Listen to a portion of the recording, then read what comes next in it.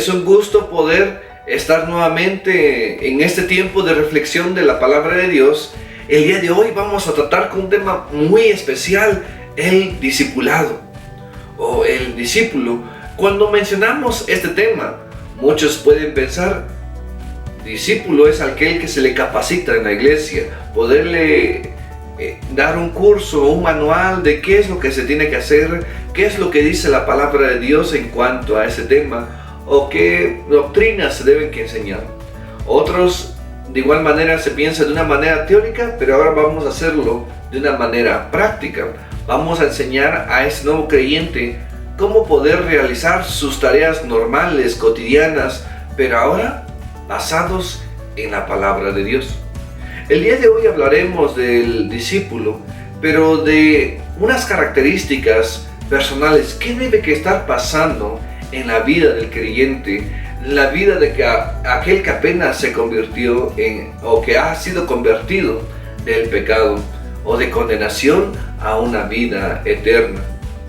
El tema entonces va en esta dirección, cambios personales de aquellos que ahora son hijos de Dios, aquellos que ahora son discípulos de Cristo Jesús. El pastor David Plan habla de esta manera: los discípulos son seguidores de Jesús, que se han arrepentido de su pecado y confiado en Jesús como su Salvador, muertos a sí mismos y rendidos a los pies de su Señor.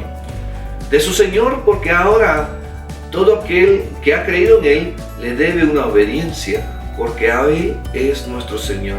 Ahora a Él le obedecemos. Antes éramos esclavos del pecado. Antes éramos considerados, o nuestro padre, decía Jesús, era Satanás, porque es padre de la mentira, padre del mal. Pero ahora en Cristo Jesús somos de Él. Él ahora es nuestro Padre.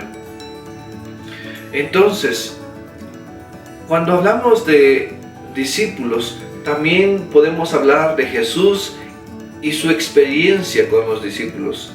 Cuando Jesús, en el Evangelio de Mateo capítulo 4, versículos 18 al 22, narra que Jesús está caminando junto al mar y se encuentra con Pedro y Andrés. Ellos están lanzando las redes al mar y Jesús le dijo: sígame y yo los haré pescadores de hombres. Más adelante se encuentra a Jacobo, a Santiago y a Juan. Ellos están con su padre remendando las redes, trabajando. Y Jesús les dice: síganme. Y de igual manera ellos dejaron lo que estaban haciendo y le siguieron a Jesús. Seguir a Jesús significa un cambio, una transformación no ligera, sino radical. Porque antes estábamos en la muerte, ahora estamos en vida. Antes estábamos en oscuridad, ahora estamos en luz. Y cuando hablamos de cambios, podemos expresarnos de que Jesús fue muy explícito en esta manera de hablar a sus discípulos y a todos aquellos que le seguían. Él no se cohibía enseñarles de una manera diferente, de una manera de apapacharlos para decir: síganme. Él no quería tener miles y millones de seguidores falsos. Él quería tener verdaderos discípulos, verdaderos seguidores. En el Evangelio de Lucas capítulo 9 versículo 23 dice Jesús: si alguno quiere ser mi discípulo, que se niegue a sí mismo, que tome su cruz y que me siga. De verdad que es difícil. Jesús, ¿por qué les dijiste eso a los que te seguían? ¿Por qué le dijiste eso a tus discípulos? ¿Acaso no pudo haber cambiado Jesús su mensaje por algo más liviano, algo más ligero, algo más light, dijeran en este tiempo? Jesús era muy claro: si alguien quiere ser mi discípulo, que se niegue a sí mismo, que tome su cruz y que me siga. El apóstol Pablo también habla casi de esta misma manera. Dice: con Cristo estoy juntamente crucificado, y ya no vivo yo, sino que Cristo vive en mí.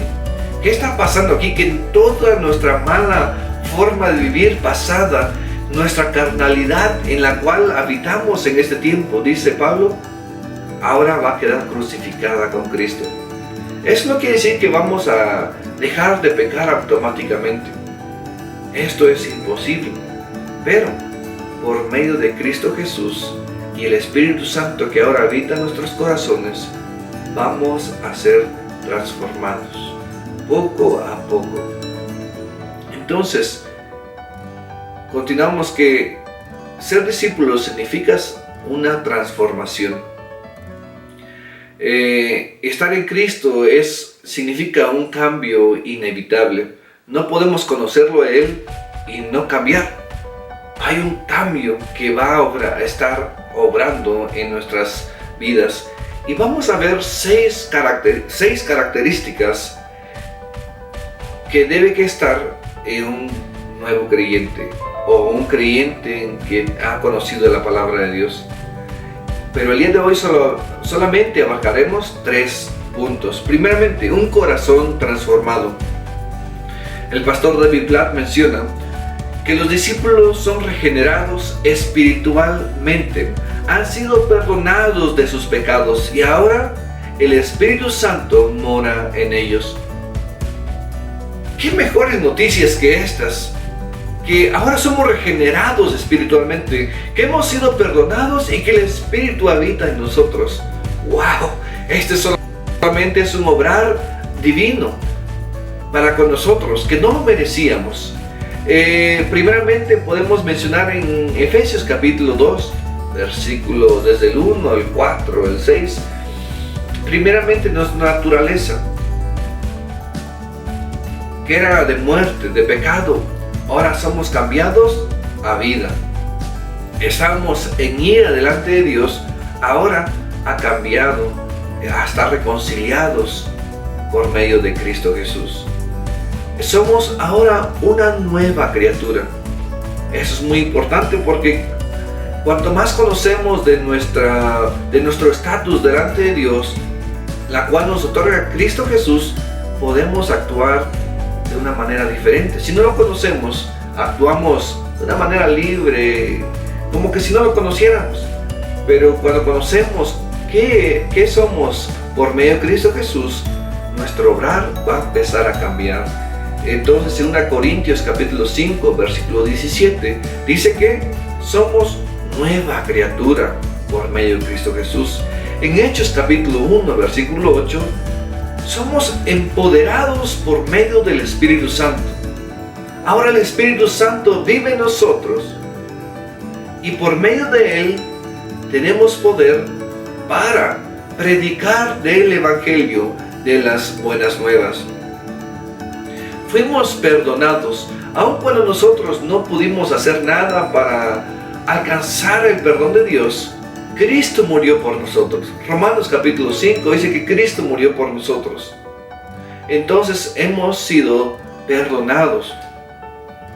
De igual manera en Efesios capítulo 2 nos menciona que por gracia sois salvos. No pudimos hacer nada para ser salvos, para alcanzar un cachito de salvación. No pudimos hacer nada. Dios hizo todo el trabajo para que tú y yo podamos ser salvos. De igual manera, ahora somos constituidos hijos de Dios. El Evangelio de Juan, capítulo 1, versículo 12, dice: mas a todos los que le recibieron, a los que creen en su nombre, les dio el derecho de ser hijos de Dios. ¡Qué grande bendición! Somos conformados hijos de Dios. Pero ahora lo vemos de este lado, desde abajo. Pero ahora vamos a ver, ahora nuestro Padre es Dios. Esto no se nos debe olvidar, nuestro Padre es Dios. Y cuando conocemos que nuestro Padre es Dios, debe que cambiar toda nuestra forma de pensar, de alabar a Dios, de adorarle, de orar. No sé, todo lo que pensábamos de que era estar con Cristo o estar con Dios, debe que cambiar cuando conocemos estas verdades. Primeramente, nuestra adoración debe que cambiar. ¿Por qué? Porque Dios es nuestro Padre. Entonces tenemos que cantar con gozo, alegrarnos, exalzarlo a Él, porque Él ha sido maravilloso y misericordioso conmigo. desde una forma de adoración en alabanza. Nuestra mente debe cambiar sus pensamientos, nuestra boca debe cambiar las palabras, nuestras manos, nuestros pies deben cambiar las acciones. Porque ahora conocemos que Dios es nuestro Padre, por lo cual nuestro cuerpo debe que estar respondiendo a esta nueva naturaleza, a esta nueva identidad en Cristo. Soy un hijo de Dios por medio del sacrificio de Cristo Jesús. Nuestra oración debe que cambiar. ¿Por qué? Porque antes estábamos completamente separados y si nos acercábamos a Dios era para juicio. No podíamos, más bien dicho, acercarnos a Él. Pero ahora Dios es nuestro Padre. Por tal motivo, con gozo y con alegría, debemos que acercarnos a Él. De mañana, de mediodía o de noche, como Daniel, orar todo el tiempo. Platicar con Dios. Contarle de nuestras alegrías, de nuestras tristezas. Confesar nuestros pecados. Esta lleva a segunda parte. Confesar nuestros pecados. De igual manera debemos de acercarnos a Dios. Pensando que Él ahora puede recibirnos y no nos va a juzgar, sino que ahora nos puede perdonar nuestros pecados. Y esta es una primera parte de la transformación de un discípulo que ha sido regenerado, que sus pecados han sido borrados y que ahora es constituido hijo de Dios. Y que el Espíritu Santo mora en cada uno de nosotros. El segundo punto va a ser, o la segunda marca es, una mente transformada. El pastor David Platt dice de esta manera: los discípulos tienen una base bíblica y creen que lo que Jesús dice. En Juan, el Evangelio de Juan, capítulo 15, versículo 7, Jesús menciona que si ellos permanecen en Él y que si permanecen en su palabra, Él va a hacer o Él va a cumplir con lo que ellos pidan. Es una parte muy importante, que si permanece en Él y que si su palabra permanece en ellos. Es algo que Jesús desea que cada uno de nosotros estemos haciendo, permanecer en Él y creer en su palabra. Todo lo que Él dice. Los verdaderos discípulos creen las verdades de Jesús. Ya no podemos divagar en cuanto al pensamiento, que si Jesús lo dijo, o que si no lo dijo. Hoy hay muchos llamados evangelios que se han encontrado apócrifos, que no concuerdan con la totalidad de la palabra de Dios, que están en contradicción con muchos puntos de la palabra de Dios. Pero un verdadero discípulo de Jesús cree en la totalidad de la palabra de Dios y en su inerrancia, porque ha sido inspirado por medio del Espíritu Santo. Un discípulo de Jesús de igual manera lee la palabra de Dios. Anteriormente, cuando Jesús estaba con Pedro, con Tomás, con Juan, con Marcos, con Mateo, Él pudo directamente enseñarles cosas. Él directamente pudo referirle parábolas, enseñanzas de lo que Él tenía. Y los discípulos estaban atentos, escuchaban de primera mano. Hoy tú y yo no estamos de esa misma manera en vivo, pero ahora tenemos a la palabra de Dios. Y dice que somos bienaventurados porque creemos en Él, porque no lo hemos visto y hemos creído. Y tenemos su palabra que es transmitida e inspirada a través de su Espíritu Santo, por lo cual debemos que leer de ella, porque a través de ella sabemos qué es lo que nuestro Maestro dice. Si los discípulos querían saber algo, le preguntaban a Jesús. Si hoy queremos saber algo, vayamos a la Biblia. No tratemos de buscar revelaciones en sueños, en profecías, porque ya está escrito en la palabra de Dios y ahí nos va a decir qué debemos que hacer. Debemos que memorizar. Es muy importante para el discípulo memorizar de qué es lo que dice Dios. Cuando Jesús fue tentado, Él respondió con la palabra. Cuando el diablo dijo, transforma esta piedra en pan, pero Jesús le respondió, no solo de pan vivirá el hombre, no tentarás al Señor tu Dios. Él respondía conforme a lo que ya estaba escrito. Entonces es muy importante que tú y yo estemos leyendo, que estemos memorizando de la palabra de Dios, que estudiemos, meditemos, para así ser transformados por medio de la palabra de Dios. Dios le dijo a su pueblo, cuando se levanten, cuando se acuesten, cuando estén por el camino, que estuvieran meditando, que estuvieran escudriñando la palabra de Dios. Así es que ese debe que ser una parte principal y fundamental en la vida de cada uno de ustedes que ha creído en Cristo Jesús. Estar meditando en la palabra de Dios. Romanos capítulo 12, versículo 2 dice de esta manera: transformaos. Y dice, y no se amolden a este mundo. Pablo está pidiendo a los hermanos en Roma, dice, transfórmense y no se amolden a este mundo. Mis hermanos, debemos que estar escudriñando, leyendo, memorizando la palabra de Dios para no amoldarnos a este mundo, sino a la palabra de Dios que nos va a instruir en qué es lo que debemos de hacer. ¿Y con qué fin o propósito es escudriñar, memorizar todo tiempo? Ya lo mencioné un poquito hace rato, es con el fin de poder vencer al pecado. No podemos vencerlo con nuestras propias fuerzas, porque no somos capaces, porque somos carnales, pero a través de la palabra de Dios tenemos la capacidad de hacerlo. Segunda de Corintios capítulos 10, versículo 5 dice, llevando cautivo todo pensamiento a la obediencia de Cristo. ¿Cómo es posible que podemos llevar cautivo todos los pensamientos? Porque aquí empiezan los pecados. ¿Cómo podemos llevar cautivo todos los pensamientos de pecado? Si no es a través de la palabra de Dios y de su Espíritu Santo, que ahora nos redarguye, que nos instruye y que nos corrige. Cristo, por tanto, Cristo transforma nuestra forma de pensar. Y mientras más lo conocemos, más pensamos como Él. Mis hermanos, yo les animo ampliamente a poder estar sumergidos en la palabra de Dios. Porque cuando viene alguna tentación, cuando viene algún problema, cuando alguien está pidiendo consejo, podemos decir algo de qué es lo que dice. Cuando Pedro se encontraba ante el concilio y lo acusaban de diversas cosas, él empezó a hablar de lo que él había aprendido de Jesús y se quedaron sorprendidos y decían, ¿cómo es posible que un hombre del vulgo, un hombre cualquiera, ahora sepa tantas cosas?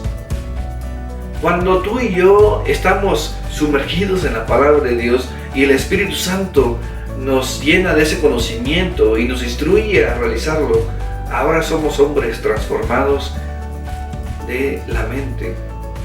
Y de esa manera ayudamos a otros, pero de igual manera combatimos el pecado en nuestra propia vida. Punto número 3. Este punto habla acerca de las afecciones transformadas. El pastor Levi Platt habla de esta manera: los discípulos están completamente satisfechos y desean lo que Jesús desea. Cuando hablamos acerca de las emociones, muchas veces llegamos a pensar, o más bien dicho, muchas veces pasa como un sube y baja, ¿verdad? A veces estamos muy felices, muy contentos, a veces lloramos, a veces cantamos. Total, las emociones son variables. Y muchas veces desconectamos esa parte de las emociones de nuestra fe. Muchas veces espiritualizamos unas cosas y otras no. Pero vemos que a través de la palabra de Dios, que nuestras afecciones son transformadas por medio de la palabra de Dios. Dice que si conocemos a Dios, estaremos completamente impactados por Él. Y cuando somos impactados por Él, ya dijimos que desde nuestro corazón, nuestra mente y nuestras afecciones son impactadas por la palabra de Dios, son transformadas y son cambiadas. No es posible separar nuestra fe de nuestros sentimientos. Por ejemplo, cuando oramos a Dios, cuando le cantamos a Él, Muchas veces venimos a Él contentos y cuando a veces platicamos con nuestro Dios, a veces hasta lloramos de emoción y le decimos, Padre, te amo. Y es realmente un sentimiento que estamos expresando. Debemos que no dividir esta parte de nuestros sentimientos y nuestra fe. Ambas cosas van juntas. Ambas expresiones van de la mano. Nuestro Jesús nos salva, nuestro Dios nos salva. Pero de igual manera debemos que entender que Él nos satisface. Y hablando específicamente en las emociones, Dios nos satisface completamente. En Él podemos encontrar lo que en el mundo no lo encontramos. Por ejemplo, en Juan capítulo 6, versículo 35, Jesús habla que Él es el pan de vida. Y dice que cualquiera que comiere de Él no tendrá más hambre. Y entonces podemos encontrar una satisfacción, nuestra expresión o nuestro sentimiento va a ser una satisfacción completa en Él. En otra parte, en Juan capítulo 4, versículo 14, dice que Jesús se refiere a sí mismo como el agua, y cualquiera que viviere de Él no tendrá sed jamás. De igual manera encontramos que en Él encontramos una satisfacción. En Él podemos expresar nuestros sentimientos de cualquier forma, pero de igual manera podemos encontrar satisfacción en Él. En Él están todas las cosas. Entonces, debemos que deleitarnos en Él. Debemos que gozarnos en lo que Él es. Cuando cantamos, debemos que hacerlo con alegría, con gozo, porque estamos delante de Dios, de nuestro Padre, de nuestro Salvador, de nuestro Redentor, de aquel que mandó a su único Hijo para que fuéramos salvos de la condenación. Entonces deberíamos que presentarlo de una manera alegre. No tenemos que separar esta parte. No podemos venir a Dios serios, sin una manera de expresarse, sino contentos, alegres, gozosos. Cuando leemos la palabra de Dios, no siempre encontramos, o muchas veces nos encontramos leyendo por leer, simplemente para cumplir, pero cuando realmente somos verdaderos discípulos de Jesús, lo hacemos de una manera con deleite, con alegría, porque estamos aprendiendo, porque estamos escuchando la palabra del Dios creador del universo. Y muchas veces cuando venimos a Dios, también venimos a pedir perdón por nuestros pecados. Y no podemos venir, Dios, te pido perdón por mis pecados. Amén. Parte del arrepentimiento y de lo que la palabra de Dios menciona es un corazón triste, una expresión de tristeza, de que realmente se están arrepintiendo, que realmente necesitan ese cambio en sus vidas. Cuando Jesús menciona la ilustración de que un recaudador de impuestos estaba ante Dios o en el templo y decía, perdóname, no soy digno tan siquiera. Había un sentimiento de culpabilidad, un sentimiento de humildad, de que Él quería cambiar las cosas. Cuando nos presentemos ante Dios, hagámoslo con sentimientos, con alegría, con gozo, con tristeza, con remordimiento, pero hagámoslo, porque de igual manera Dios impacta en nuestros sentimientos. Y todas estas cosas muchas veces puedes pensar, pero es que no me es un deleite, orar no me es un deleite, no me gozo en el orar, no me gozo en la escritura, al leer, o no me gozo en el cantar. ¿Soy o no soy un verdadero discípulo? Algo que sí puedo decir en cuanto a esta parte es que es algo de igual manera gradual. No siempre podemos permanecer en que no me gusta nada, entonces realmente no soy un discípulo. Si es que no me gusta nada, nomás estoy aquí por obligación, porque me trajeron. Pero un verdadero discípulo, conforme pasa el tiempo, encuentra paz y más deleite en la palabra de Dios, más gozo a estar en comunión con Dios. Entonces expresémonos de una manera afectuosa delante de Dios. Y cuando nos acercamos a Dios de una manera afectuosa, cuando sabemos que en Él podemos estar satisfechos, De igual manera encontramos esta verdad y muy interesante, que al estar satisfechos en Dios, al deleitarnos en Dios, de igual manera podemos repeler al pecado, podemos repeler al enemigo. El pecado de igual manera promete satisfacción, te promete poder estar bien, pero ¿por cuánto tiempo? Muy corto el tiempo. Y cuando pecas hay remordimiento y deseas deseas no haber hecho ese pecado. Pero cuando estamos en Dios, la satisfacción no es corta, es duradera, es para siempre, porque estamos en Dios.